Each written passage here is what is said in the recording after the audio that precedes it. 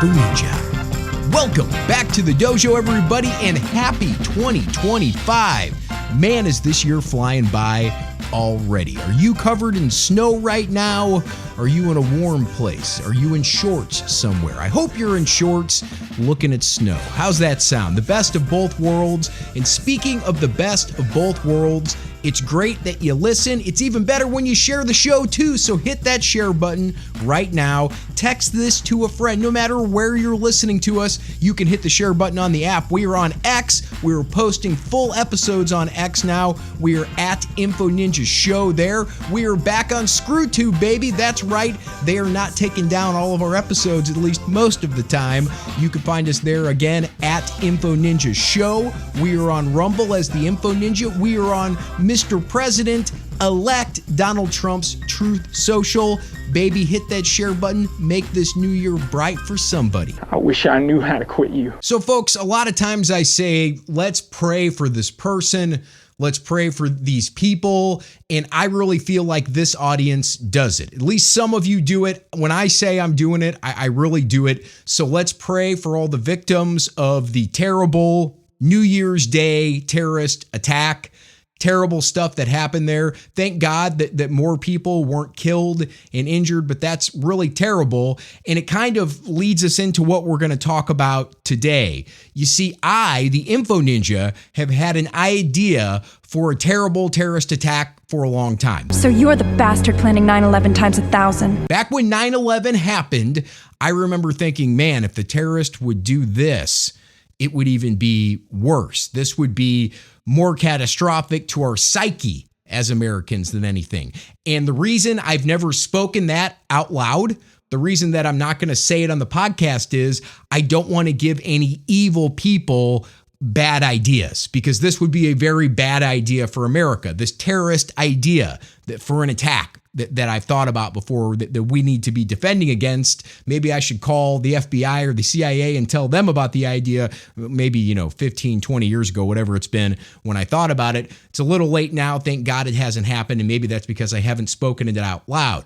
I don't want anything bad to happen. Now, parlaying into who we're going to be talking about and what we're going to be talking about, Paul Harvey. What the heck, man? What the heck? Now, Paul Harvey is dead, folks. If you don't know who Paul Harvey was in the other half of the story, Paul Harvey was a radio man, very famous around this country. I don't know if he was famous around the world. I think he was out of St. Louis for many years, but Paul Harvey had one of those golden voices, and he did something back in 1965. That date's very important to remember because that was a long time ago, folks. 1965, he broadcast this, and it was called If I Were the Devil. Come on, Paul, seriously. Maybe he didn't believe in the devil, okay? Because he gave the devil a lot of really great ideas. Maybe Paul never read Ephesians chapter 6, verse 12.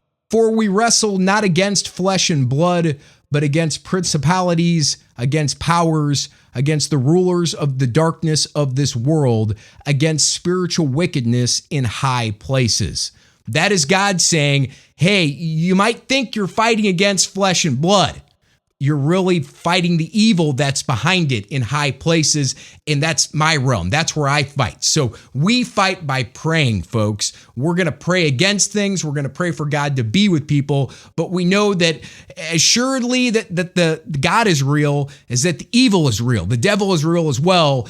And Paul Harvey just kind of gave away the farm in 1965 because the devil has literally done every single thing we're about to hear about, folks. Back in 65, they were talking about metal detectors in school. Paul Harvey was. Again, thanks for giving it away, Paul. He was talking about TV getting dirtier and raunchier. This guy was ahead of his time in 1965, or was he? He just had some really bad ideas that he shared, and apparently the devil was listening. So listen to this and tell me afterwards that A, you're not a little bit like, wow, I can't believe that was 1965. And B, tell me you're not a little pissed off at Paul Harvey. If I were the devil, if I were the prince of darkness, I'd want to engulf the whole world in darkness, and I'd have a third of its real estate and 4/5 of its population, but I wouldn't be happy until I had seized the ripest apple on the tree. So I'd set about, however necessary, to take over the United States. I'd subvert the churches first. I'd begin with a campaign of whispers. With the wisdom of a serpent, I would whisper to you as I whispered to Eve, do as you please. To the young, I would whisper that the Bible is a myth. I would convince them that man created God instead of the other way around. I would confide that what's bad is good and what's good is square. And the old I would teach to pray after me, Our Father, which art in Washington. And then I'd get organized. I'd educate authors in how to make lurid literature exciting so that anything else would appear dull and uninteresting. I'd threaten TV with dirtier movies and vice versa. I'd peddle narcotics to whom I could. I'd sell alcohol to ladies and gentlemen of distinction. I'd tranquilize the rest with pills. If I were the devil, I'd soon have families at war with themselves, churches at war with themselves, and nations at war with themselves, until each in its turn was consumed. And with promises of higher ratings, I'd have mesmerizing media fanning the flames. If I were the devil, I would encourage schools to refine young intellects, but neglect to discipline emotions. Just let those run wild. Until before you knew it, you'd have to have drug-sniffing dogs and metal detectors at every schoolhouse door. Within a decade, I'd have prisons overflowing. I'd have judges promoting pornography. Soon I could evict God from the courthouse, then from the schoolhouse, and then from the houses of Congress. And in his own churches, I would substitute psychology for religion and deify science. I would lure priests and pastors into misusing boys and girls and church money. If I were the devil, I'd make the symbol of Easter an egg and the symbol of Christmas a bottle. If I were the devil, I'd take from those who have and give to those who wanted until I had killed the incentive of the ambitious. And what'll you bet?